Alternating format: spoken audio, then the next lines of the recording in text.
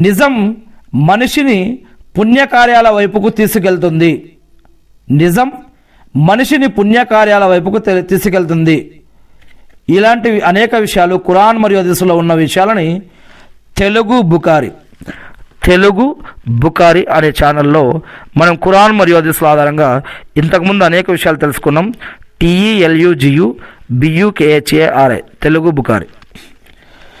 నిజం మనిషిని పుణ్యకార్యాల వైపుకు తీసుకెళ్తుంది. పుణ్యకార్యాలు అతన్ని స్వర్గానికి తీసుకుపోతాయి. ఎవరైనా ఎల్లప్పుడూ నిజం చెబుతూ ఉంటే అది అతన్ని ఎప్పుడో ఓ రోజు సత్యశీలుడు సిద్దీకుగా మారుస్తుంది. అబద్ధం మనిషిని పాపకార్యాల వైపుకు తీసుకెళ్తుంది.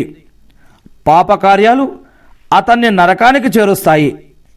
ఎవరైనా ఎల్లప్పుడూ అబద్ధమాడుతూ ఉంటే దానివల్ల అతడు ఎప్పుడో ఓ రోజు దేవుని దగ్గర అబద్ధాల రాయునిగా వ్రాయబడతాడు. ఉత్తమ వరప్రసాదాలు ఏవంటే అప్పగింతను కాపాడటం, అమానతుని, నిజాయితీగా మాట్లాడటం, నీతిగా మాట్లాడటం, పరిశుద్ధ జీవనోపాధికి పాటుపడటం.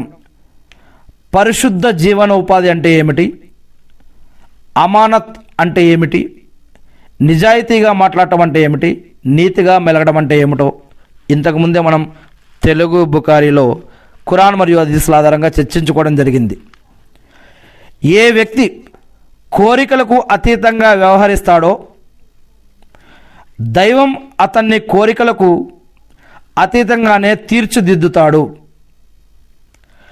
తనకు సరిపోయే ఉపాధిని పొంది దాని మీద సంతృప్తిని, సంతోషాన్ని, సంతుష్టిని కలిగి ఉండే వ్యక్తి విజయ సాఫల్యాలకు చేరుకున్నట్లే. అంటే దేవుడు మనకి ఇచ్చిన దానితోటి, దేవుడు మనకి ఉంచిన దానితోటి మనం తృప్తి చెందాలి. అందుకే దేవుడు ఎవరిని ఎలా పెట్టాలి, ఎక్కడ పెట్టాలి, ఎంత పెట్టాలి అనేది ఆయన ఇష్టం. అందుకే దేవుడు ఒకరికి ఇచ్చి పరీక్షిస్తాడు, ఒకరికి తీసుకొని పరీక్షిస్తాడు.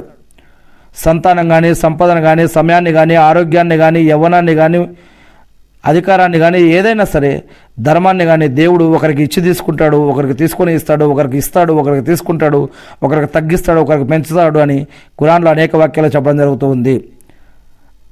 మరి మానవులను, జిన్నులని నేను నా యొక్క ఆరాధన కోసం సృష్టించాను అని అల్లాహ్ సుబ్హానహు వ తఆలా తెలియజేస్తూ ఉన్నాడు ఖురాన్లో.